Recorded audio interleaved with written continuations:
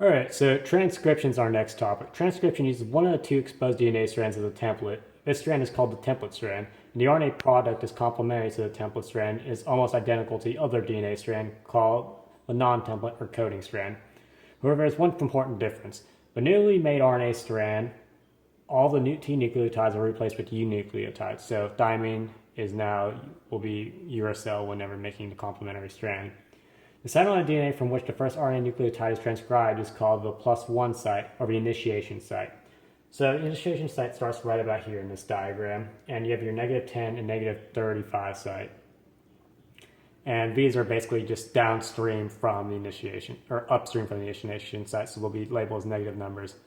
RNA polymerases are enzymes that transcribe DNA into RNA, and using a DNA template, RNA polymerase builds a new RNA molecule through base pairing. For instance, if there's a G in the sequence, as seen here, it'll be accompanied by a C.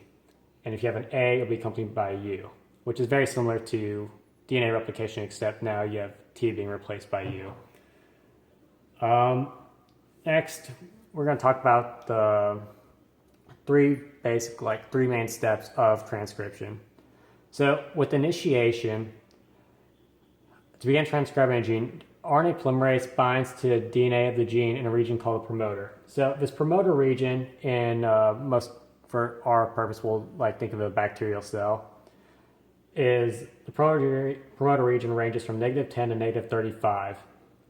And basically this promoter tells the polymerase where to sit down on the DNA and begin transcribing. Each gene has its own promoter. A promoter contains DNA sequences that let RNA polymerase or its helper proteins attach to the DNA. Once transcription bubble is formed, the polymerase can start transcribing. The reason that the promoter region ranges from this -35 range is due to the fact that in this range, it's very, the only two base pairs that you'll see here are A and T. And the A and T are base pair bonds, the hydrogen bonds. There are only two of them as opposed to three between the C and G. Basically, this creates a weaker bond, which makes it easier for the polymerase to get in and separate the DNA strands and begin getting the work of replicating RNA. Eukaryotes, like humans, the main RNA polymerase in your cells does not attach directly to promoters like bacterial RNA polymerase. Instead, helper proteins called transcription factors bind to a promoter first, helping the RNA polymerase in your cells get a foothold of the DNA. The second step is known as elongation. One strand of DNA template strand acts as template for RNA polymerase. As it reads the template strand, one of the base at a time, the polymerase builds on the RNA molecule out of complementary nucleotides, making a chain that grows from 5' to 3'. So 5' to 3'.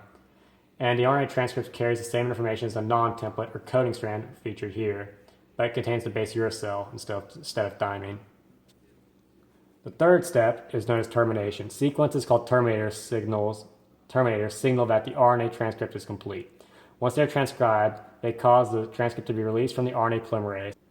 Alright, so basically once we get past the terminator sequence, bacteria RNA transcripts can act as messenger mRNAs right away. In eukaryotes, however, the transcript of a protein coding gene is called pre-mRNA and must go through an extra processing before it can direct translation.